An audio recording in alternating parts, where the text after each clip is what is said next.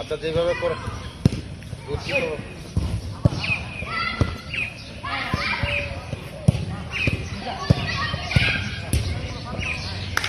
বিরল football academy এবং বিরল ক্রীড়াঙ্গনের যারা কাজ করে তাদের পক্ষ থেকে আপনাদের অনেক ধন্যবাদ।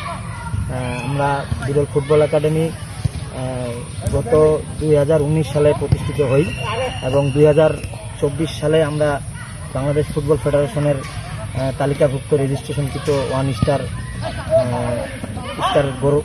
গৌরব অর্জন করি নেওয়ার। তারই ধারাবাহিক পরিপ্রেক্ষিতে আমরা বিরল পাইলট মাঠে এবং বিরল কলেজ মাঠে আমরা প্রতিদিনই আমাদের বিরল ফুটবল একাডেমির খেলোয়াড় মোট 80 জন প্লাস ঊর্ধ্বে আমরা প্র্যাকটিস করি। আমাদের একাডেমিতে তিনটা ক্যাটাগরিতে আমরা প্র্যাকটিস করাই, অনূর্ধ্ব 10 থেকে 12, অনূর্ধ্ব 14 থেকে 16 এবং 17 থেকে 20 বছর।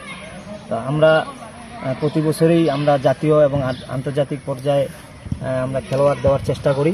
এবছরও আমাদের জাতীয় পর্যায়ে 3 জন খেলোয়াড় অনূর্ধ্ব ডেভেলপমেন্ট কাপ অনূর্ধ্ব 15 রংপুর বিভাগের হয়ে জাতীয় পর্যায়ে প্রতিনিধিত্ব করতে গেছে।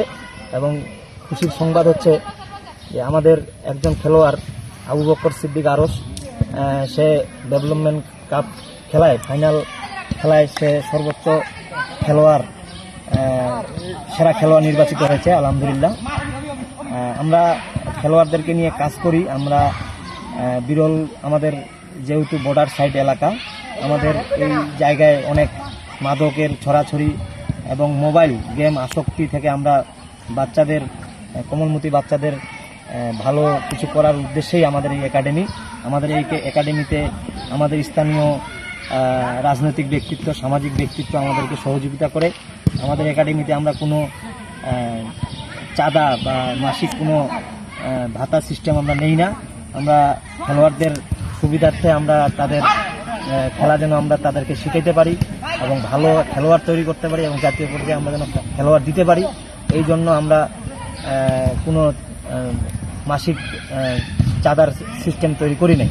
আমাদের স্থানীয় যারা সহযোগিতা করে তাদের সিনিয়র ভাইদের সহযোগিতায় আমরা আমাদের একাডেমি পরিচালিত করি।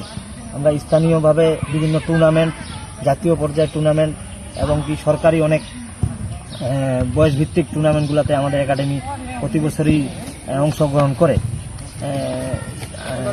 এর বাইরেও আমরা উপজেলা ক্রীড়া সংস্থা এবং কি বিভিন্ন জেলা ক্রীড়া সংস্থা, জেলা ক্রীড়া অফিস আমাদের একাডেমি থেকে খেলোয়াড় তারা পছন্দ করে এবং বিভিন্ন টুর্নামেন্টে অংশগ্রহণ করার সুযোগ দান করে।